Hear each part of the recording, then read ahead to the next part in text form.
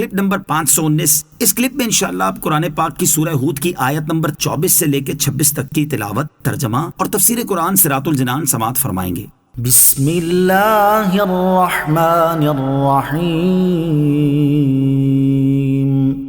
ترجمہ، اللہ کے نام سے شروع جو نہایت مہربان رحمت والا ہے۔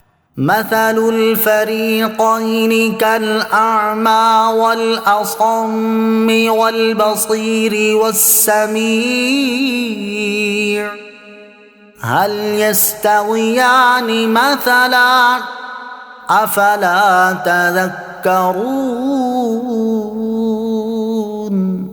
ترجمہ، دونوں فریقوں کا حال ایسا ہے جیسے ایک اندھا اور بہرا ہو اور دوسرا دیکھنے والا اور سننے والا، کیا ان دونوں کی حالت برابر ہے؟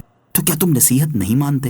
مثل الفریقین، دونوں فریقوں کا حال۔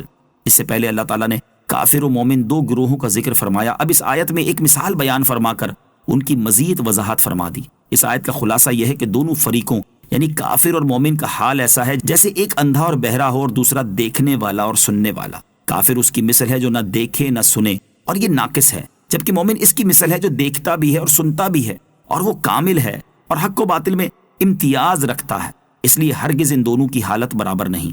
وَلَقَدْ أَرْسَلْنَا نُوحًا إِلَىٰ قَوْمِهِ إِنِّي لَكُمْ نَذِيرٌ مُبِينٌ۔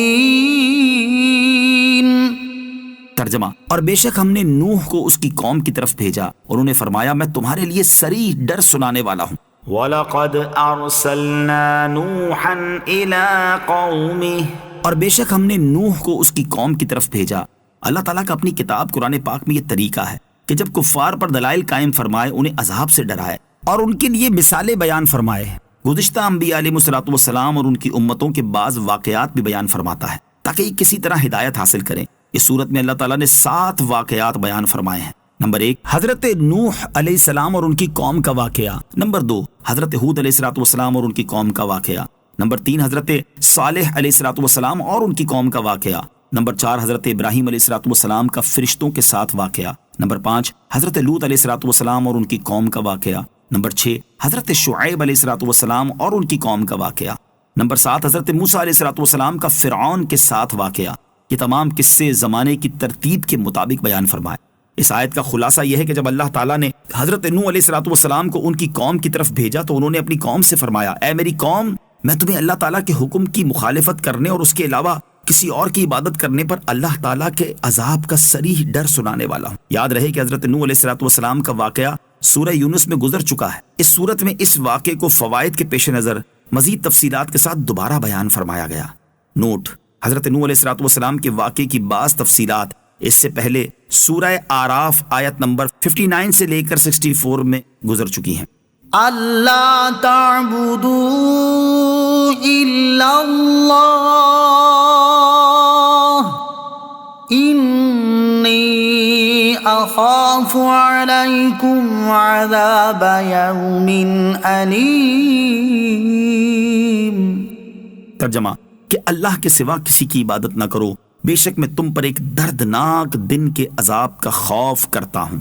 انی اخاف علیکم عذاب یوم علیم، بے شک میں تم پر ایک دردناک دن کے عذاب کا خوف کرتا ہوں۔ حضرت نوح علیہ السلام نے اپنی قوم سے فرمایا کہ اے میری قوم، اگر تم خالصتاً اللہ عز و جل کی عبادت اور اس کی وحدانیت کا اقرار نہ کرو گے اور ان بتوں سے کنارہ کشی نہ کرو گے تو مجھے خوف ہے کہ کہیں تم پر اللہ تعالیٰ کی طرف سے دردناک دن کا عذاب نہ آ جائے۔